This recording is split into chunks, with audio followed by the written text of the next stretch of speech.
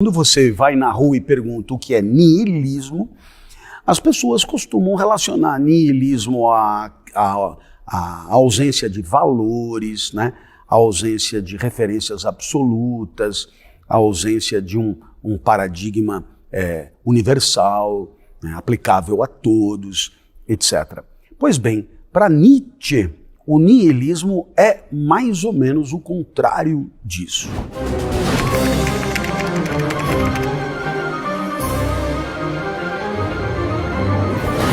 Então, vamos tentar nos explicar e nos entender também. Você imaginará que o mundo da vida, para Nietzsche, é constituído pelas forças vitais.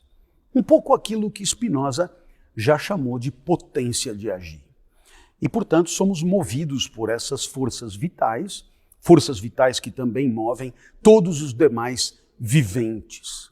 Nietzsche dirá que, por muitas razões, o homem rebaixa o mundo da vida em nome de um outro mundo. Né?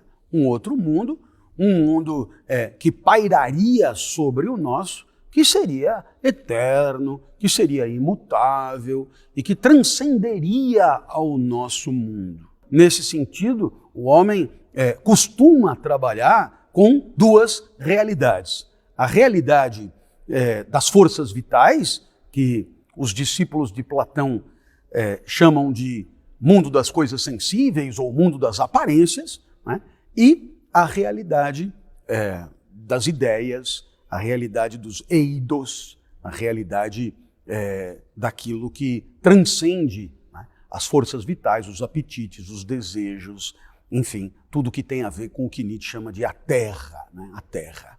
Então, nós podemos dizer que ao longo da história foram várias as formas de rebaixamento do mundo da vida em nome de uma transcendência imaginada, sugerida, etc. Poderíamos começar com a alegoria de Platão, dentro e fora da caverna, né? O mundo da vida para Nietzsche, o único que existe, claro, seria o dentro da caverna, e o fora da caverna é uma transcendência imaginada, né? Uma espécie de forma de rebaixar o mundo em que vivemos. A própria ideia de cosmos como um todo integrado, organizado, lógico, finito e ordenado é uma transcendência em relação ao mundo da vida, onde as forças vitais são caóticas, são loucas, são inexplicáveis, são, enfim, resultantes de encontros e desencontros de difícil explicação. Depois,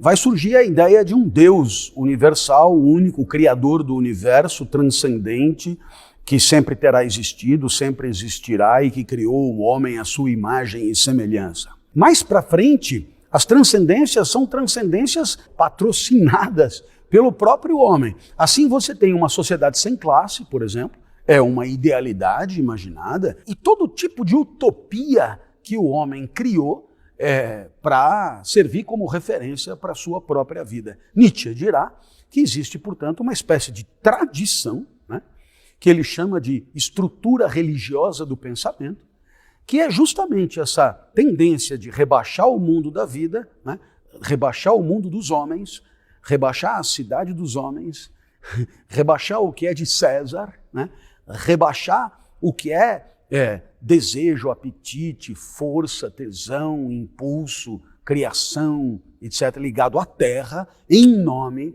de uma transcendência única, ideal, imutável, etc., que é o mundo sugerido pelo homem como um mundo hierarquicamente superior. Então Nietzsche justamente chamará de niilismo esse rebaixamento, essa negação do mundo da vida. Essa negação do mundo dos encontros vitais, das experiências, das sensações, das forças, das iniciativas e assim por diante. Muito bem, essa é a primeira ideia crítica, né, do niilismo, entendendo o niilismo, no caso do Nietzsche, como esse rebaixamento do mundo da vida em nome de uma transcendência. A segunda ideia que eu gostaria de propor a você. Esse mundo da vida é constituído por forças e Nietzsche as categorizará em forças ativas e forças reativas. As forças ativas são aquelas que têm a sua origem e são genuinamente originárias de quem as empreende, de quem as implementa, de quem as torna iniciativa. E as forças reativas, elas só existem para obstar, para enfrentar as forças ativas. Ok? Vamos imaginar que você cria um determinado esporte, você inventa lá um esporte qualquer, e nesse esporte faz-se um campeonato mundial e no primeiro ano ganha um fulano, José, né? Podíamos chamar de Schumacher, né? Podíamos chamar de Hamilton, né? Ou, quem sabe, de Real Madrid, ou de Cristiano Ronaldo, ou de... Então ele ganha no primeiro ano. No segundo ano ele ganha também. No terceiro ano ele ganha também. No quarto ano ele ganha também. Então, acontece uma coisa curiosa. É preciso enfrentar o forte, né? E aí, naturalmente, você vai ver surgir, né, uma espécie de associação de pessoas que têm um interesse comum. E esse interesse comum é derrubar o forte. Então, você tem aí uma espécie de genealogia, né, surgimento da moral. Título de uma obra conhecidíssima de Nietzsche, A Genealogia da Moral. Então, quem é que tem interesse na defesa de princípios morais? É quem é fraco, né? É quem não tem força por si mesmo.